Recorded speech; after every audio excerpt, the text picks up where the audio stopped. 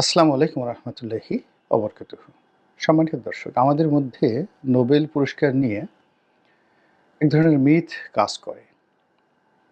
আরব উপন্যাসের যে নায়ক, ওইরকম একটা নায়ক কিছু তো ভাব আমাদের মধ্যে চলে আসে যে এই পুরস্কারটি যদি আমরা লাভ করি, তাহলে না জানি আমরা কি হয়ে যাব।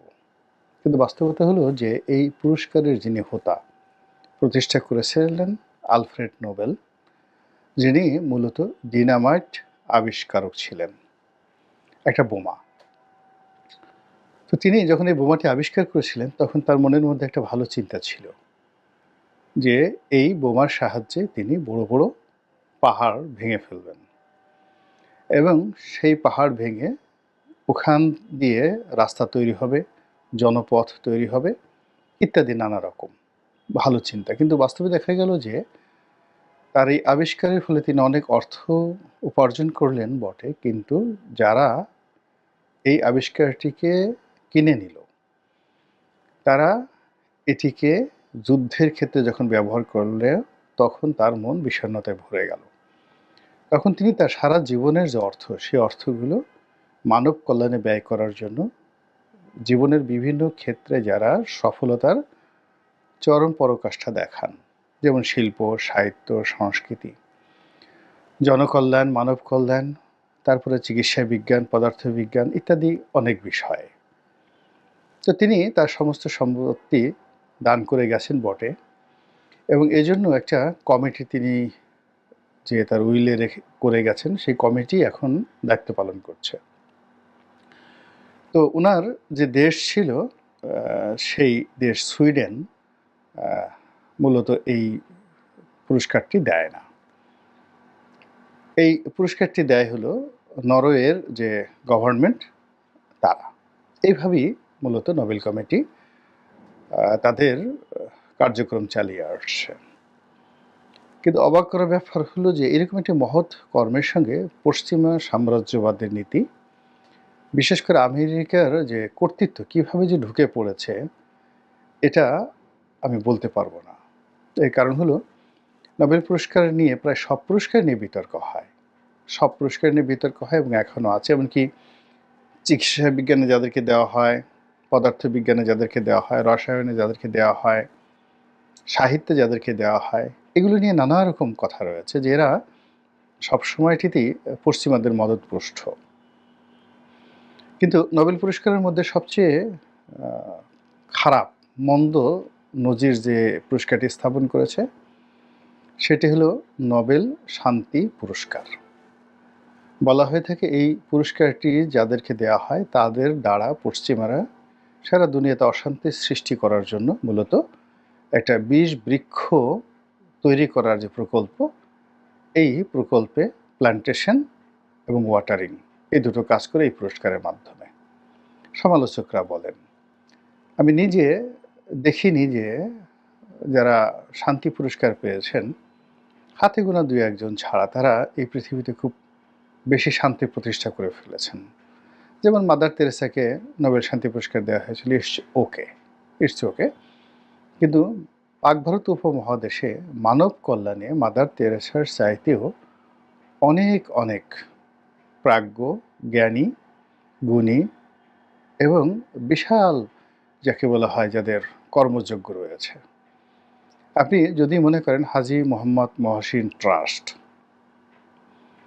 তিনি তার জীবনের সমস্ত সম্পত্তি দান করে গিয়েছিলেন এবং তার সেই ট্রাস্টের ভিত্তিতে আমাদের পাক ভারত উপমহাদেশের অনেক বড় বড় রাজনীতিবিদ, বিজ্ঞানী, ধর্মতত্ত্ববিদ থেকে শুরু করে অনেকে, তারা রাষ্ট্রীয় সর্বোচ্চ পর্যায়ে পৌঁছে গিয়েছিলেন, অথচ তাদের জীবনের শুরুটা হয়েছিল এই বৃত্তির মাধ্যমে, লেখাপড়া।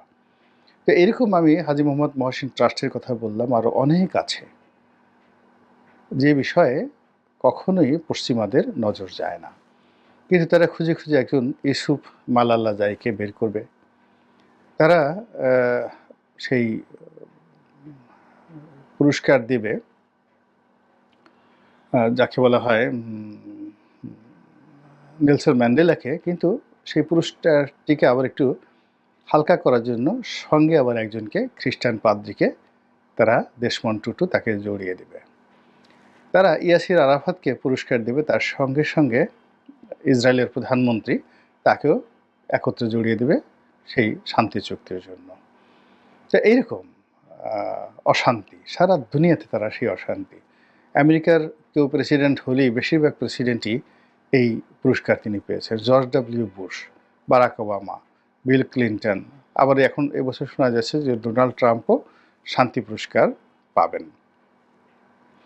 তো সেই দিক থেকে এই শান্তি পুরস্কারটি বলা হয়ে থাকে এটা একটা রাজনৈতিক সিদ্ধান্ত। এই রাজনৈতিক সিদ্ধান্ত যারা বাস্তবায়ন করেন আমেরিকানদের পক্ষে, পশ্চিমাদের পক্ষে, মূলত তাদেরকে এই পুরস্কার দেওয়া হয় বা পুরস্কারের জন্য মনোনীত করা হয়। এগুলো এক। ২ নম্বর হলো তারা কখনো কখনো রিক্রুট করে, একেবারে খুব ছোটকাল থেকে রিক্রুট করে, যেমন মালালা ইউসুফজাইকে তারা রিক্রুট করেছে। এখন তাকে নোবেল পুরস্কার দিয়ে সারা দুনিয়াতে তারা পরিচিত করাচ্ছে, বা এখন তাদেরকে সেইভাবে, অর্থাৎ মালালা ইউসুফজাইকে সেইভাবে ট্রেন আপ করা হচ্ছে। তারপর একটা সময় যখন তাকে ব্রেইন ওয়াশ করে পাকিস্তানের শাসন ক্ষমতায় বসাবে, তখন তার মধ্যে আর ডোনাল্ড ট্রাম্পের মধ্যে কোনো পার্থক্য থাকবে না। অ্যাজ ইট ইজ মনে হবে যেন আমেরিকার কোনো প্রেসিডেন্ট পাকিস্তানের সিংহাসনে বসে ক্ষমতা চালাচ্ছে।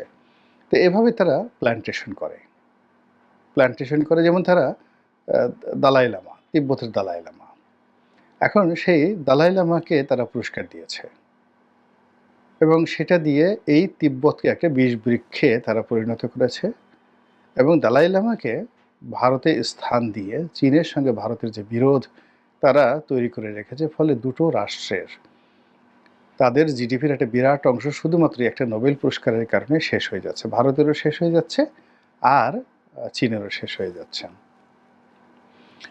একইভাবে পাকিস্তানের সঙ্গে ভারতের যে বিরোধ, সেই বিরোধের মধ্যেও তারা বিভিন্ন সময় নোবেল পুরস্কার ঢুকিয়ে দিয়েছে। এরপর পশ্চিমাদের রিক্রুটমেন্টের অন্যতম হাতিয়ার ছিলেন ইমরান খান। কিন্তু সেই ইমরান খান সেখান থেকে বের হয়ে যখন প্রধানমন্ত্রী হলেন, তিনি যখন জাতীয়তাবাদে উদ্বুদ্ধ হলেন এবং তাদের ছকের বাইরে তিনি চলে গেলেন, তখন তার অবস্থা কী হলো একটু বোঝার চেষ্টা করেন। পশ্চিমারা আং সান সুচিকে রিক্রুট করেছিল, নোবেল পুরস্কার দিয়েছিল, তার ফলে সুচির যে জীবন তছনছ হয়ে গেছে এবং সুচিকে মূলত চীনের বিরুদ্ধে দাঁড় করার জন্য আন্তর্জাতিক অঙ্গনে যত রকম বিনিয়োগ করা দরকার আমেরিকা তাকে করেছে, কিন্তু সুচি সেটা পারেনি। সুচি সেটা না পেরে তিনি এখন অন্তরীণ রয়েছেন।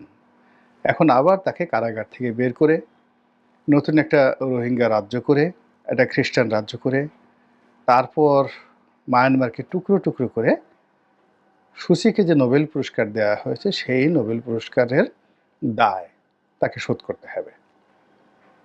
চীন দেশে এক ভদ্রলোককে তারা নোবেল পুরস্কার দিয়েছিল, আমার ভদ্রলোকের নাম মনে আসছে না, বা হয়তো আমি বলতে পারতাম না, ওটা কিন্তু আপনারা জানেন অনেকেই।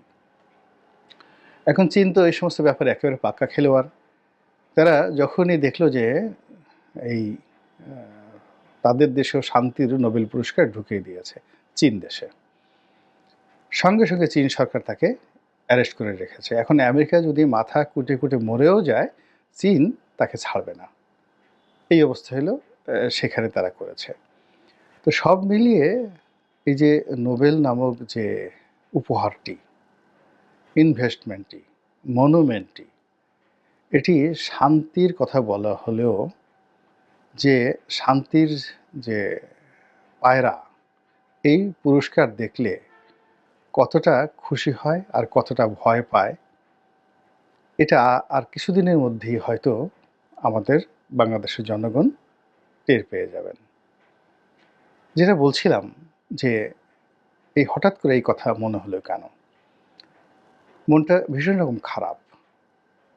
কাশ্মীরে যে ঘটনাটা ঘটলো এবং যার ফলে এখন পাকিস্তান এবং ভারতের যুদ্ধ অনিবার্য হয়ে পড়েছে এবং সে যুদ্ধের ডামাডল আমাদের শিলিগুড়ি করিডোরে দিনাজপুরে, সৈয়দপুরে যেভাবে দাউ দাউ করে উত্তাপ ছড়াচ্ছে, আবার একই সঙ্গে মায়ানমার বর্ডারে যে অশান্তির আগুন দাউ দাউ করে জ্বলছে, আরাকান আর্মি যেভাবে আমাদের বর্ডারের ভিতরে ঢুকে 10 মাইল ভিতরে ঢুকে আমাদের দেশের পাহাড়ি আদিবাসীদের সঙ্গে মিলেমিশে নাচ গান করছে, এ দৃশ্য দেখে অন্তরাত্মা কেঁপে উঠছে। আর বারবার শুধু মনে হচ্ছে যে নোবেল পুরস্কারের শান্তির কথা। মহান আল্লাহ রাব্বুল আলামিন আমাদের সবাইকে হেদায়েত দান করুন এবং হেফাজত করুন। আসসালামু আলাইকুম ওয়া রাহমাতুল্লাহি ওয়া বারাকাতুহু।